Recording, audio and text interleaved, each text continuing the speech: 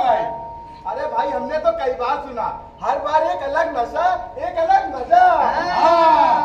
अरे भाई लोग, मैं तो बहुत खुश नसीब हूँ कि आप जैसे भाइयों का प्यार मुझे हमेशा मिलता है, चाहे मेरी बनाई हुई मूर्तियों को या शबनम के झंडों को।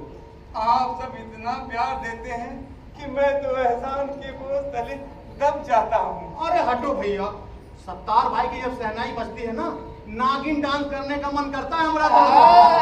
एक घुमा बाजा बजता है, हमारा गोड़वे नहीं उठता है। कहाँ सत्तार भाई की सहनाई और कहाँ उस शामिल बाजा भों भां घूम। अरे कन्हैया भैया, आपकी तो वैसे ही बहुत डिमांड है। अच्छा भाई लोग, हमको चलने दीजिए, शबनम इंतजार कर रही होंगी या फिर मुलाकात होती है। ठीक है ठीक है। खुदा हाफिज, खुदा हाफिज, खुदा हाफिज।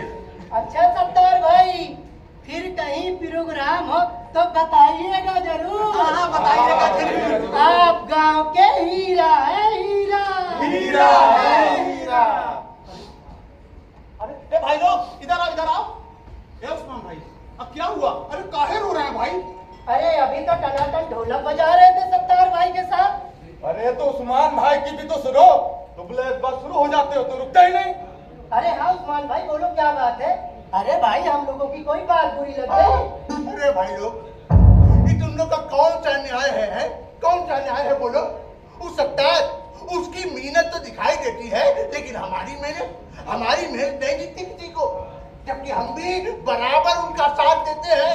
ये ढोलकी बजा बजा के उंगली पिला लगती है हमारी भी। बताइए हैं? अरे भाई सत्तार भाई की तारीफ हो गई तो उस्मान भाई आपको कहाँ अलग किया जा रहा है? अरे ये बात नहीं है लेखपाल भैया, लेकिन हम कई दफे देखे हैं, कई दफे आप लोग उस सत्तार को तो इतनी तवज्जो देते हैं और हमको दूध में पड़ी मक्खी की तरह निकाल कर फेंक देते हैं, जबकि हम आप सबके हर खुशी में, हर गम में, हर मौके पे बराबर आप सबका साथ देते हैं। बताइए। देखो उस्मान भाई, आपको बुरा लगे और चाहे अच्छा, ये बात तो 16 आना पक्की है कि सत्तार भाई का पूरे गांव में कोई जवाब नहीं है। हाँ। हम कहाँ कह रहे कि सत्तार का कोई दम नहीं है, लेकिन बताइए, वो विराट कोहली अच्छा बैट्समैन है तो वो शामी भी तो अच्छा बॉलर है कि नहीं? बताइए हैं? अरे भैया, हमने समझ से तो परे। अरे सत्तार भाई की तारीफ हो गई तो उस्मान भाई पे इतना क्यों खल रहा है? अरे हमें छोड़ो, तुम लोग तो एक बार शुरू हो जाते हो। चलो उस्मान भाई, फिर बाद में बात होगी। चलो चलो। हाँ जाओ। हमें तो सत्तार और शबनम के आगे पौना है समझते हैं लोग। सत्तार और शबनम।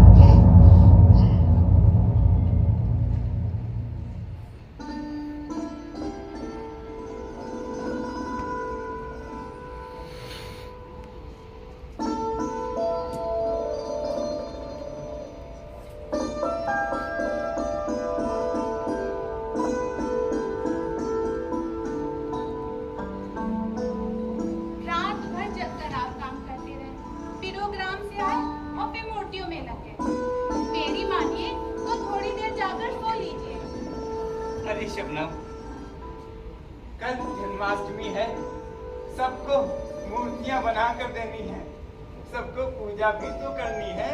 लेकिन आपकी आंखों में तो नींद भरी पड़ी है और ऐसी हालत में आपको दिखाई कैसे पड़ेगा? अरे जब अपनी आंखें काम करना बंद कर देंगी ना, तो तुम्हारी आंखों से काम चला लेंगे, ठीक है? आप भी ना। अच्छा छोड़ो सब बातें। ये किशन जी की मूर्ति साफ कागज में लपेट के रख दो, अभी कन्हैया भैया आते होंगे, वो देनी है। जी जरूर। अरे ओ सत्तार भाई हो। अरे आइए कन्हैया भैया, हाय भैया, घर के अंदर से हमारी आवाज जान गए और ये देखो हमरा यहाँ आवे का कामो जान गए। अरे कैसी बात करते हैं कन्हैया भैया, बचपन से ही आपको देख रहा हूँ और आप आवाज पहचानने की बात करते हैं। मैं तो ऊपर वाले से यही दुआ करता हूँ कि वो हमें इतनी ताकत बख्शे कि हम एक दूसरे के दुख दर्द पहचान सके और बांट भी सके। वाह सत्तार भाई, कुछ तो बात है आपके अंदर, तभी तो पूरा का पूरा गांव आपकी इंसानियत पर फिदा है। हाँ अच्छा ये बताओ कितना पैसा हुआ मूर्ति का? कन्हैया भैया जो दे देंगे वही रख लेंगे। अच्छा अच्छा, अरे कहाँ रखे रहे? अरे यहाँ रखे रहे। ई लो नहीं सत्तार भाई, दिन तो लो, फिर हमसे ना कहना कि ये कम है। हाँ कन्हैया भैया आपकी आदत खराब हो रही है, और आपने जो दिए हैं ना बिल्कुल ठीक दिए हैं। सत्तार भाई हम तो बहुत डर गए हैं, जन्माष्टमी के त्योहार सर पर है, पता नहीं मूर्ति समय से दे पाई हो कि नहीं। हाँ अभी कैसी बात करते हैं कन्हैया भैया, आपके बच्चों की फरमाइश थी, अगर इसके लिए रात भर जागना भी पड़ा तो भी कोई बात नहीं। वाह सत्तार भाई, कुछ तो बात है आपके अंदर, तभी तो पूरा का पूरा गांव आपकी इंसानियत पर फिदा है। हाँ कन्हैया भैया बचपन से ही इस गांव में रहा हूँ, लेकिन आज तक आपके और अपने त्योहारों के बीच फर्क पता नहीं चला। यही सब खूबी है आपके अंदर, आपने गांव वालों का सारा दिल जीत रखा है। अच्छा सत्तार भाई, अभी हमको शहर की ओर जाना है, हमारा वहां भी प्रोग्राम लगा है ना। ठीक है हम चलते हैं। ठीक है ठीक है। अरे सत्तार भाई, हाँ एक बात तो हम आपसे बात करना भूल ही गए, ये उस्मान भाई को आपसे क्या तकलीफ रहती है? आपके साथ संगत भी करते हैं और आपके गांव में यहाँ वहाँ बुराई भी करते हैं। हाँ अरे वो उस्मान भाई वो तो बहुत शरीफ आदमी है, उनको हमसे तकलीफ हो सकती है, लेकिन हमें उनसे कोई तकलीफ नहीं। समय पर साथ देते हैं, ये क्या कम है? और सही बताएं तो उनके ढोलक के बगैर मेरी शहनाई की मिठास अधूरी है। चलो ये आप दोनों का मामला है, आप ही निपटो, अब मैं चलता हूँ। और हाँ, घर में बच्चों ने जन्माष्टमी की झांकी सजाई है, तो आप और भाभी जान आइएगा और खाना भी मेरे घर में खाइएगा। ठीक है मैं चलता हूँ। सुनिए, क्या आप बाजार जाएंगे? हाँ सोच तो रहा हूँ। हो सके तो आते समय थोड़ा सा गोश्त ला दीजिएगा, मुन्नी बहुत दिनों से कह रही है। ठीक है, लेकिन पैसे बचे तो। जी जरूर। अरे ओ सबको आ गई आपकी बड़ों भाभी, अब संभालो। अरे भाभी आप आइए आइए, कैसी है आप? अरे हम तो बिल्कुल ठीक है, अब तुम बताओ तुम कैसी हो? मैं भी बिल्कुल ठीक हूँ, बस आप ही को याद कर रही थी। आप आ जाती हैं तो बहुत अच्छा लगता है। हमको भी बहुत अच्छा लगता है, और अच्छे लोग से मिलके तो बहुत ही अच्छा लगता है। क्या भाभी आप भी? सही कह रहे हैं सबको, अपने लिए तो हर कोई जीता है, लेकिन आप दोनों हमेशा दूसरों के लिए जीते हो। अरे भाभी ऐसी कोई बात नहीं है, ये सब आपका बड़प्पन है। लेकिन पहले ये बताइए कि आप कहाँ से आ रही हैं?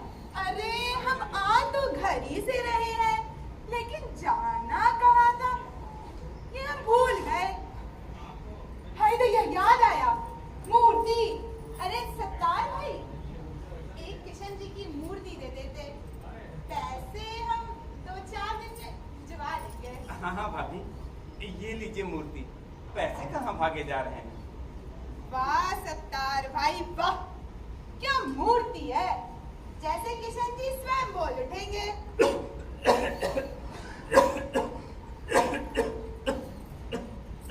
अरे सत्तार भाई आपकी तबीयत तो ठीक है? अब तबीयत का क्या भाभी, इस उम्र में तो खुद का ख्याल खुद को ही रखना। अरे ना हो तो बच्चों के पास निकल जाइए। कोई बुलाए तब ना भाभी, जो अपना फर्ज था अदा कर दिया, पेट काट काट कर पढ़ाया, और जब बड़े शहर में नौकरी पा गया तो दोयम दर्जे के हो गए। हमारा भूल गया है हम लोगों को। अरे सत्तार भाई, ये आजकल के बच्चे जब ज्यादा पढ़ लिख जाते हैं दिमाग खराब ही हो जाता है इनका। सही कह रही है भाभी, आजकल के बच्चे माँ बाप को अपने पास रखने में भी बेइज्जती महसूस करते हैं। अरे शबनम, जब चिड़िया के बच्चे छोटे होते हैं ना, तो चीड़ा और चिड़िया दूर दूर से दाना तिनका चुनकर लाते हैं और अपने बच्चों के चोंच में खिलाते हैं। और जब उन बच्चों के पंख निकल आते हैं ना तो वो फुर्र हो जाते हैं। उसी तरह आजकल के ये इंसानी बच्चे भी हो गए हैं फुर्र। लेकिन भाभी, इस मर्ज की कोई दवा भी तो नहीं है ना? दवा? हाय दैया, हमें याद आया, रास्ते से हमें उनके लिए दवा भी लेनी थी। अच्छा अब चलते हैं सत्तार भाई। रुकिए भाभी, ये पैसे रख लीजिए। नहीं नहीं सत्तार भाई, रख लीजिए, रख लीजिए भाभी, रख लीजिए। दवाई में जरूरत पड़ेगी। अरे सत्तार भाई, आप इतना ख्याल रखते हैं सबका, ये हम जल्दी लौटा देंगे। नमस्ते।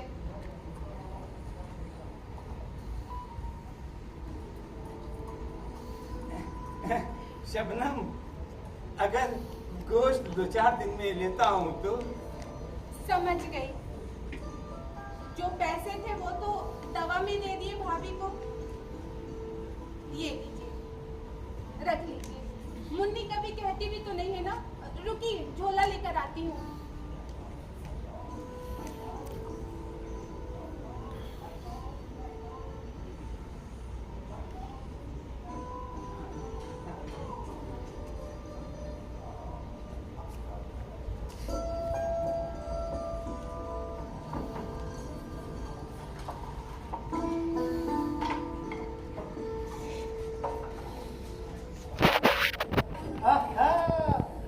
अरे आओ आओ भौजी, बनारसी पान खा लो।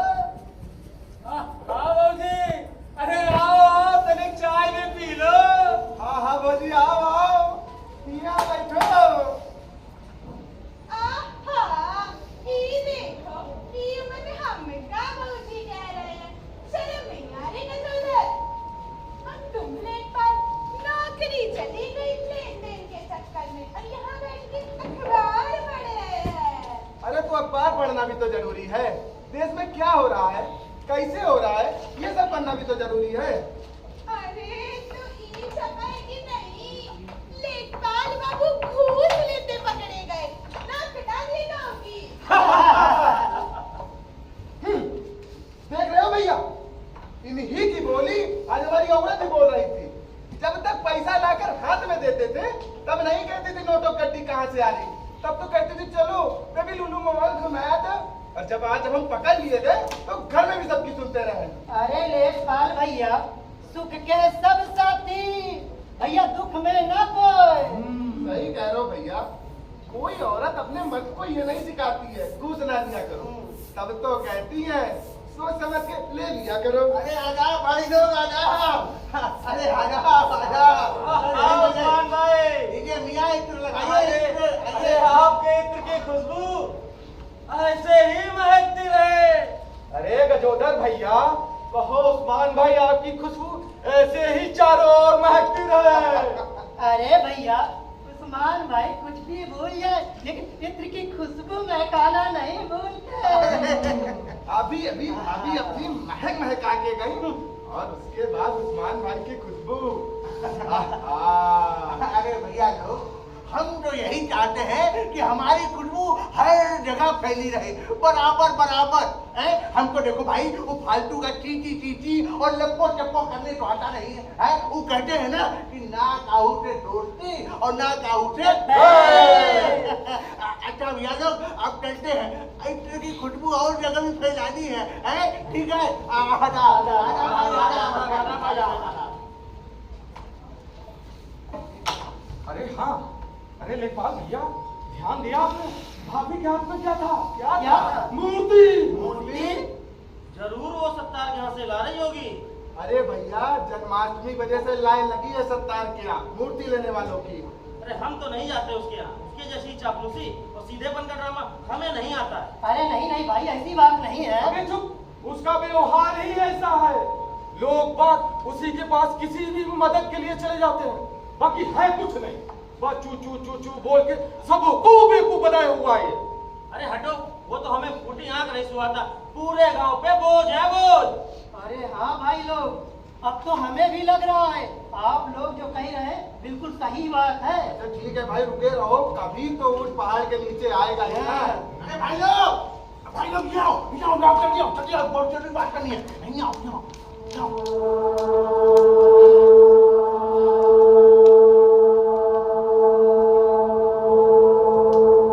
वही तो हम सोचे कि एक मूर्ति बनाकर गुजर बसर करने वाला आदमी भला अपने लौंडे को शहर पढ़ने के लिए कैसे भेज सकता है बताओ, है कि नहीं?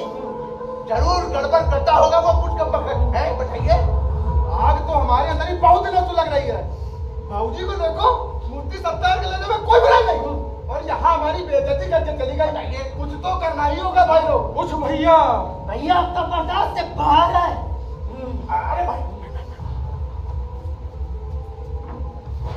अरे सत्कार भाई, सलाम अलैकुम। वालेकुम अस्सलाम उस्मान भाई, सब खैरियत तो है ना? मेरा सब अल्लाह का करम है, बस और क्या। बैठिए बैठिए उस्मान भाई, चाय लेंगे क्या? अच्छा अच्छा अच्छा, तो गजोधर भाई चाय लेंगे क्या?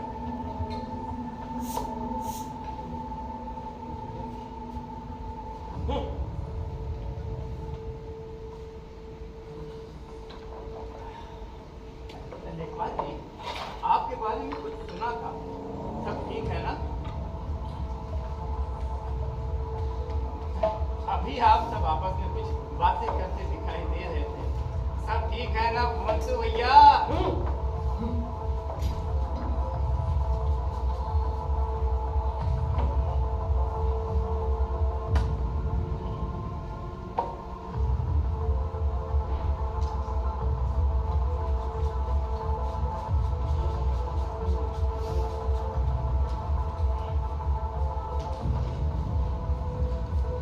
सत्तार, रुको। हाँ लेखपाल जी, क्या बात है?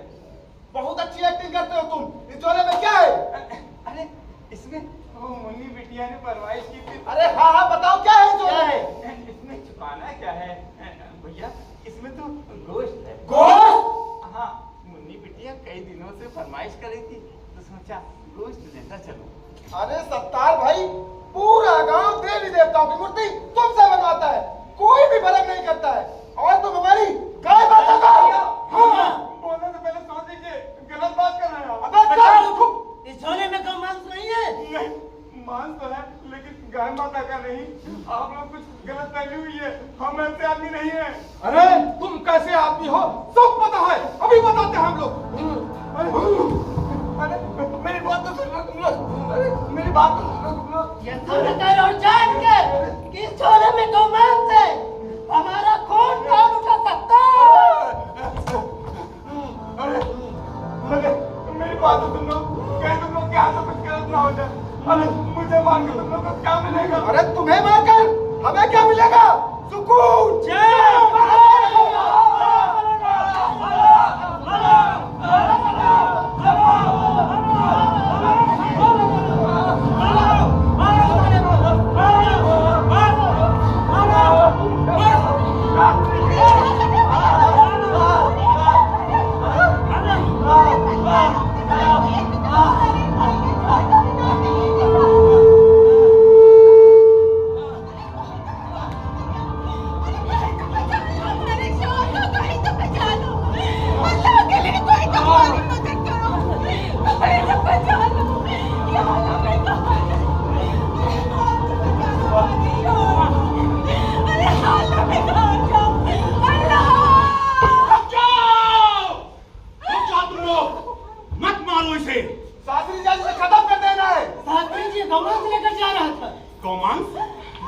कहाँ है गोमांस? ये है।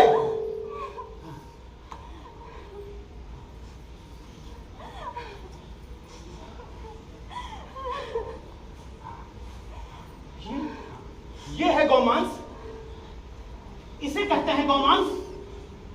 ऐसा होता है गोमांस। क्यों, यही है ना?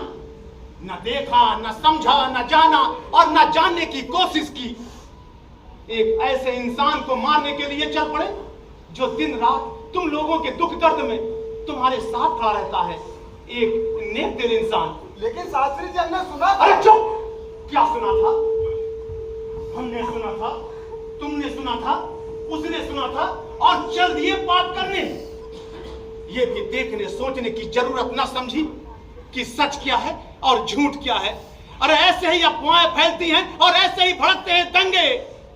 जो बोओगे वही काटोगे, सुख बांटोगे तो सुख मिलेगा और दुख बांटोगे तो दुख मिलेगा। और सत्तार जैसे नेक इंसान को रुलाकर तुम लोगों ने दुख को आमंत्रित किया है, और वो दुख कब और कहां से मिलेगा ये तो ऊपर वाला ही जानता है।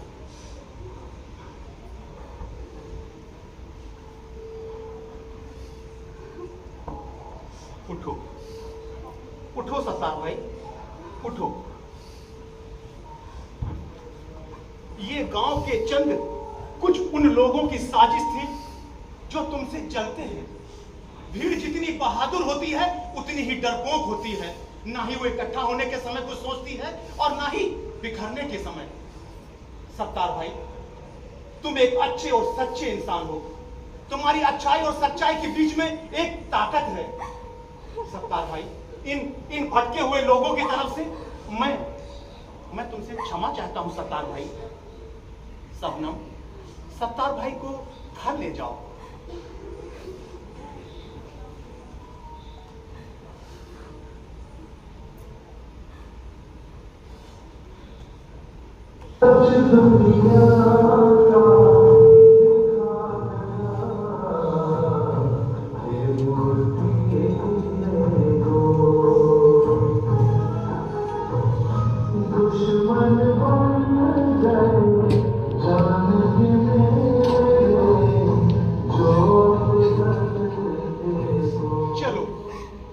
चलो भूल जाओ। समझो रात गई बात गई। लेकिन शास्त्री जी, मेरे मन में एक विचार था।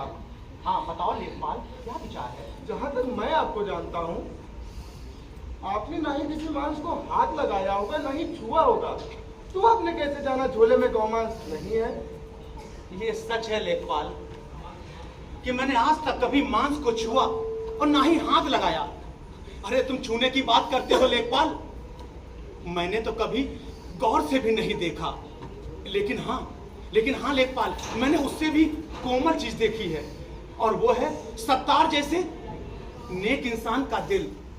मैं उसको बचपन से जानता हूँ। उसकी मन की, उसकी भावनाओं को अच्छी तरह से समझता हूँ।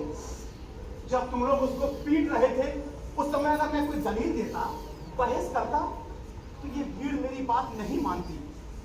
तो किसी ना किसी को तो समस्या को हाथ में लेना ही था, वो भी निश्चल भाव के साथ।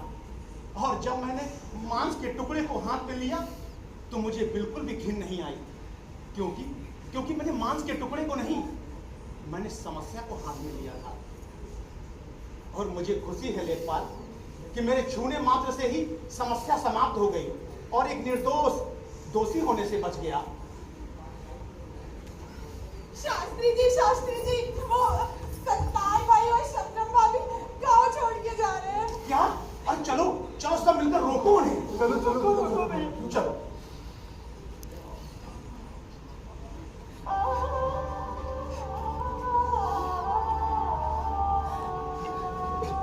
क्या सोच रहे हो? कुछ नहीं। मैं समझ रही हूँ तुम्हारा ये दर्द।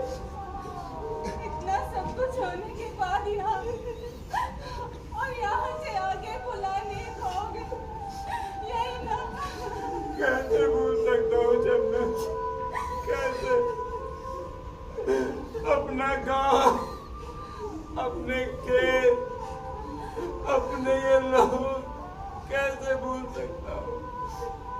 इन्हें भूलना इतना आसान भी तो नहीं होता। मैं समझती हूँ तुम्हारा ये दर्द, लेकिन अब जिंदगी दांव पर भी तो नहीं लगा सकते हैं ना। चलो यार, चलो।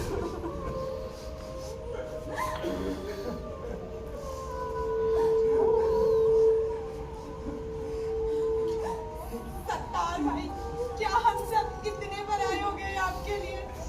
नहीं भाभी, नहीं।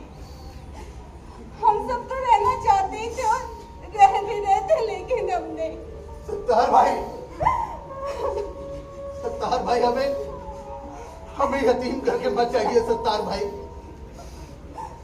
सच तो यह है कि ये सब मेरी गलती थी। मैंने ही आपको गलत समझा सत्तार भाई। लेकिन सच ये भी है कि पूरा गांव आपको बहुत प्यार करता है सत्तार भाई।